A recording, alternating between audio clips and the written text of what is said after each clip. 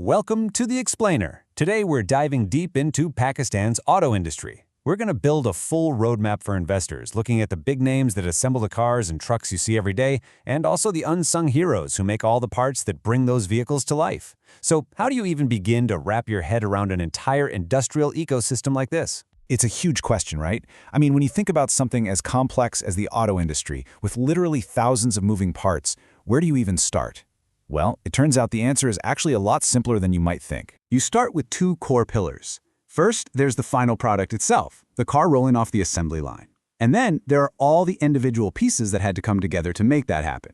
These are the two sides of the same coin, and together, they're the engine of Pakistan's entire auto industry. So let's break down this powerful economic engine.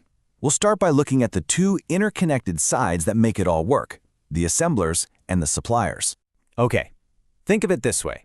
The assemblers, they're the face of the industry. They're the ones building the finished cars, trucks, and tractors that we all know. But they couldn't build a single one of them without the parts makers.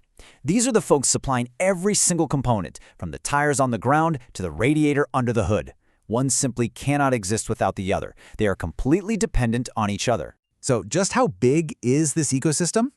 Well, if you look at the Pakistan Stock Exchange, you've got 11 publicly listed companies that assemble vehicles, and 10 publicly listed companies that make the parts and accessories to support them. At nearly 1-to-1 ratio tells you everything you need to know about just how tightly interconnected this whole industry really is. All right, let's start with the main event, the assemblers. These are the companies creating the final products that everyone recognizes on the streets.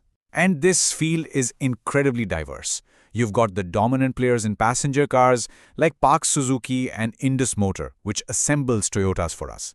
Then you've got agricultural powerhouses like Miller Tractors. You have Hinopak handling the heavy-duty trucks and buses, and even some really interesting innovators like Sazgar Engineering, which is making a big push into the electric vehicle space. But of course, none of those assemblers could operate for a single day without their suppliers.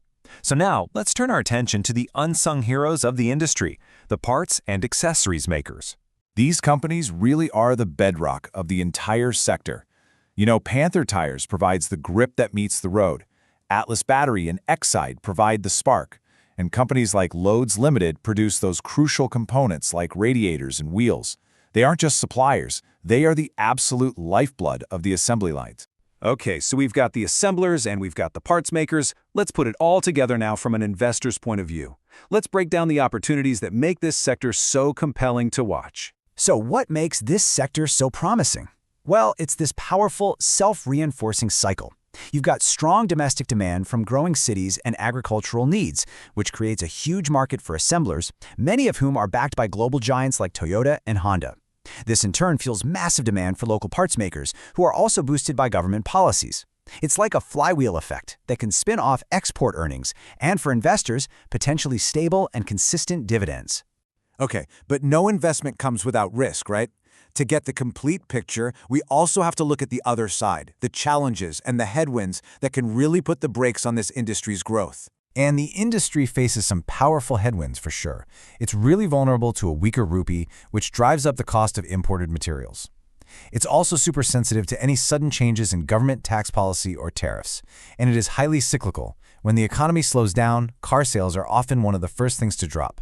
On top of all that, you've got the constant threat of new competition, especially from EV players, and of course, cheaper imports. So, where does all of this leave us? Well, when we look at the road ahead, you can see a very clear picture of the industry's fundamental tension.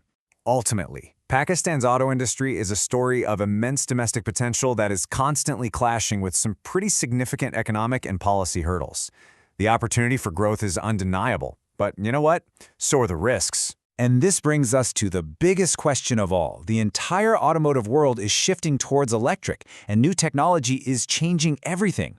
So which of these established players will be able to adapt and steer themselves into the future, and which ones are going to be left behind in the rearview mirror? That, for any investor watching this space, is the billion-dollar question.